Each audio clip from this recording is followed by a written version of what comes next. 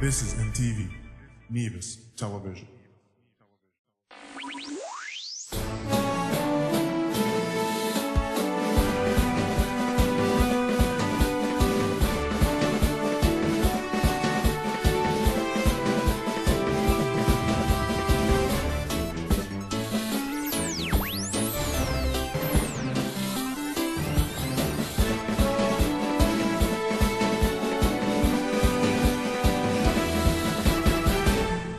Good evening and welcome to the Thursday edition of the Nevis Newscast. Today's date is August 12th, 2010. I'm Bronte Swanston-Hendrickson. In our headlines, VAT bill passed in the Federal Assembly last evening and concerned groups donate to Alexandra Hospital. Stay with us. The details are straight ahead. Last evening, the National Assembly passed into law the bill to introduce value-added tax to the Federation, while opposition parliamentarians argued for a delay.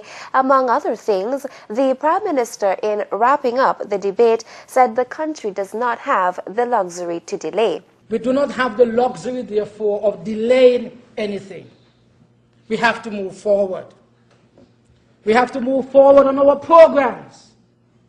That is why the central bank, as I told you, is working closely with the various governments in the Eastern Caribbean to ensure that we stay on course in terms of stabilization of the economy and ensuring that there's growth and development. According to Prime Minister Douglas, provisions will be made during the transitional period of the value-added tax VAT. He said a month prior to the introduction of the VAT, businesses will be allowed to arrange bonded facilities and other measures with the Comptroller of Customs, whereby they will pay only the duty and customs service charge on imports. Dr. Douglas said government is prepared to guide businesses through the process and have trained several professionals who are able to literally hold the hands of businesses. He said that his government was confident that the VAT implementation date of November 1st, 2010 will be achieved, and used the opportunity to thank those of who have been providing a valuable input and in general doing the civic duty by getting ready for the VAT. In his wrap-up as well, the Prime Minister noted that this is part of a comprehensive effort to reduce the cost of living. Mr. Speaker, we will do other things. The phase 4 of the CET, that is going to be advanced towards, that is going to further reduce the duties that we pay. Goods will become cheaper. Cheaper. Goods will become cheaper when we advance later this year with phase 4 of the CET. Mr. Speaker, we will also, of course, have to look at a business tax, the new corporate tax. We will reduce it from what it is today. I gave a commitment to the business community. I keep my word. We will reduce the corporate tax to ensure that the business community do not have pain, and making sure it is working with them. We want it to work all over. That was Prime Minister of St. Kitts and Nevis speaking in the National Assembly last evening. While here to participate in the 36th annual Culturama celebrations, representatives from the Nevisians in Washington, D.C. made a donation to the Alexandra Hospital. The group had initially contacted the matron, Mrs. Diaz, about possible needs. They subsequently agreed upon vital signs monitors.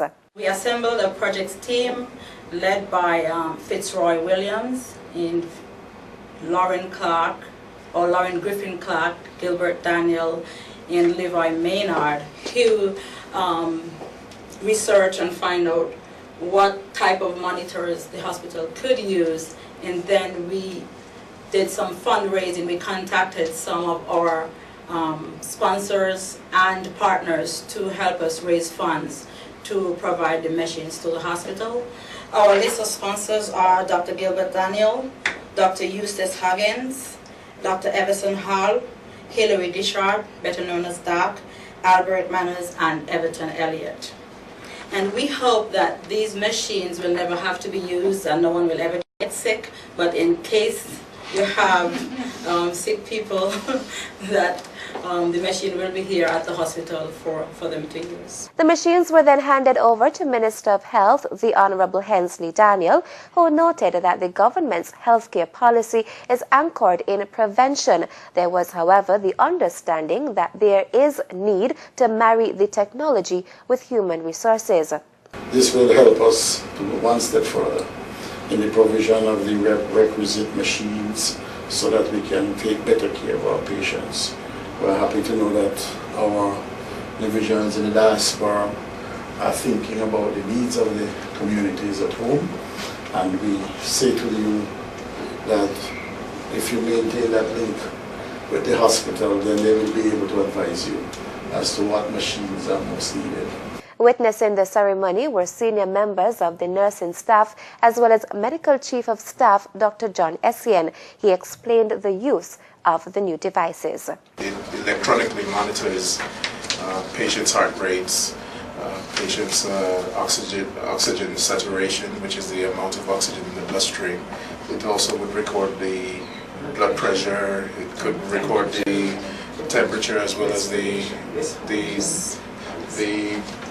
function of the heart through an EKG, right? So, as you see, it does multiple things all in one machine, which if we could imagine without it, how many nurses or how many things would one nurse or one doctor would have to do. The donation is valued at more than $7,000 US.